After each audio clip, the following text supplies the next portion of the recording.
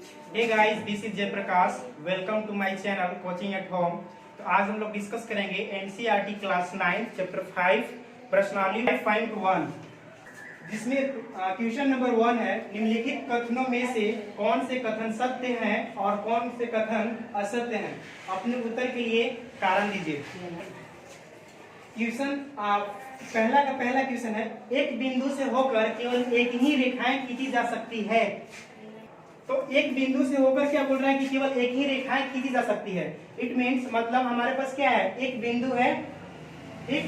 अब एक बिंदु है तो इससे कितना रेखा खींचा जा सकता है। तो इसे देखिए, एक रेखा खींच दी है इससे होकर के, फिर एक और रेखा खींच दी है, फिर एक और रेखा खींच दी है। इससे यही साबित होता है कि एक बिंदु से अनंत रेखाएं खींची जा सकती है। अनंत का मतलब जिसको गिना नहीं जा सकता है। ओके, तो इससे को यहाँ पर हम लोग इसको ये बोल सकते हैं कि ये असत्य है। कैसे? क्योंकि सवाल साफ साफ बोल रहा है कि एक बिंदु से होकर केवल एक ही रेखा खींची जा सकती है। तो एक रेखा थोड़ी ना खिंचाएगा, एक से ज्यादा खिंचाएगा ना। इसीलिए यहाँ पर क्या बोल देंगे हम, असत्य है कि दो विभिन्न बिंदुओं से होकर जाने वाली रेखा असंख्य रेखाएं है। मतलब हमारे पास क्या है, दो बिंदु है, एक बिंदु ए और एक बिंदु बी। अब इसको से जाने वाली रेखा, तो देखिए वो रेखा चला गया। अब बोल रहा है कि जाने वाली रेखा क्या, असंख्य है। असंख्य मतलब जो अधिक संख्या में हो। तो यहाँ पर मेरा क्या है, एक से ज्यादा संख्या में है क्या, नहीं है, एक ही को है। ये भी क्या हो जाएगा, मेरा असत्य हो जाएगा। अगला है, तीसरा है क्वेश्चन, एक शांत रेखा दोनों ओर अनिश्चित रूप से बढ़ाई जा सकती है। अशांत रेखा दोनों ओर से अनिश्चित रूप से बढ़ाई जा सकती है। मतलब हमारे पास क्या है, एक रेखा दिया हुआ है, इसका बिंदु यहाँ, इसका बिंदु यहाँ है, ठीक है। जैसे मान लीजिए इसका यहाँ लेकर बिंदु। अब इसको क्या करना है, ये बोल रहे हैं कि दोनों ओर से बढ़ाई जा सकती है। तो देखते हैं बढ़ा के बढ़ता है कि नहीं। तो देखिए इसको अगर हम इधर और खींचेंगे तो क्या होगा, ये बढ़ते चला जाएगा, ठीक है। ये टोटल आगे बढ़ते चला जाएगा। अब इसको भी खींचेंगे तो भी क्या होगा, मेरा आगे बढ़ते चला जाएगा इस तरह से, ठीक।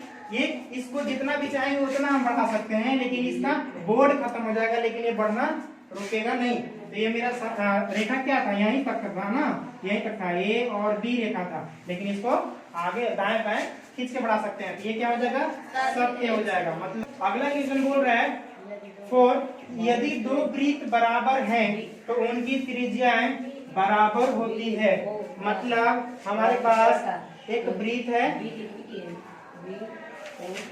और एक वृत्त है, इसका सेंटर यहाँ, इसका सेंटर यहाँ। वृत्त नंबर मान लेते हैं 1 और वृत्त नंबर 2, मतलब एक वृत्त है और दूसरा वृत्त।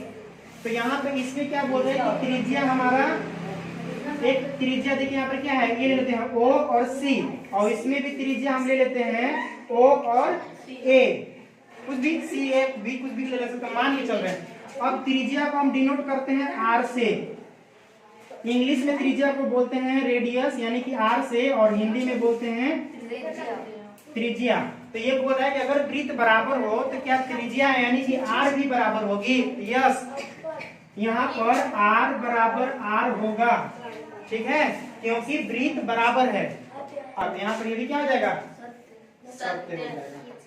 अब लास्ट क्वेश्चन बोल रहा है, फर्स्ट का लास्ट यानी कि 5 नंबर की आकृति 5.9 में यदि AB बराबर PQ और PQ बराबर XY है तो AB बराबर XY होगा। मतलब हमारे पास देखिए नीचे आकृति दिया हुआ है, आकृति 5.9। इसमें बोल रहा है कि AB बराबर PQ, मतलब AB बराबर PQ, मतलब ये दोनों क्या है, बराबर है। तो क्या AB बराबर XY होगा? तो हाँ होगा, क्योंकि ये सभी रेखाएं क्या है, इक्वल है। जैसे देखिए ये क्या हो गया, इसके बराबर, देखिए सोच लिख सकते हैं AB बराबर PQ है, बराबर PQ बराबर XY। तो यहाँ पर हम AB बराबर XY लिख सकते हैं। इसीलिए क्या हो जाएगा, AB एक सत्य हो जाएगा।